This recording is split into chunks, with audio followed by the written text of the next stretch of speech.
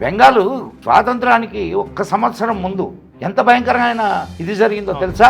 కేరళలో మోప్లా కోత కోసారు. ఇంకా సిగ్గురాలా? అక్కడుండే హిందువులు, విచిత్రమైన విషయం చూడు, మోప్లా జరిగింది కేరళ, మోప్లా సంఘటన.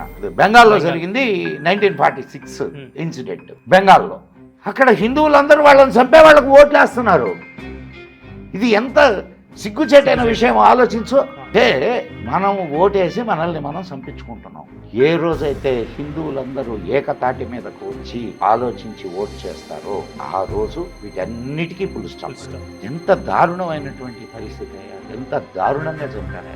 కొత్తగా పెళ్ళైన జంట, ఇంకా పారాని కూడా ఆరకముంది. రాక్షసులే. మనం ఏమనుకుంటున్నామంటే తోటి వాళ్ళు కదా, మనం రాక్షసులతో జీవిస్తున్నాం, పాములతో జీవిస్తున్నాం, పాముల పక్కలో పడుకుంటున్నాం, మనమే పాలు పోసి పెంచుతున్నాం. ఎవడో వాళ్ళు అక్కడ చేస్తే అందరూ అట్లేనా? మరి ఈ రోజు రోడ్ల మీదకి వచ్చే వాళ్ళంతా ఎవరు? మీరు కాదు. ఇట్లాంటి ఇన్సిడెంట్ జరిగినప్పుడు ఎంతమంది బయటకు వచ్చి ఇది తప్పు అని ఖండిస్తున్నారు? ఒక్క ముస్లిం అన్నా వచ్చాడయా?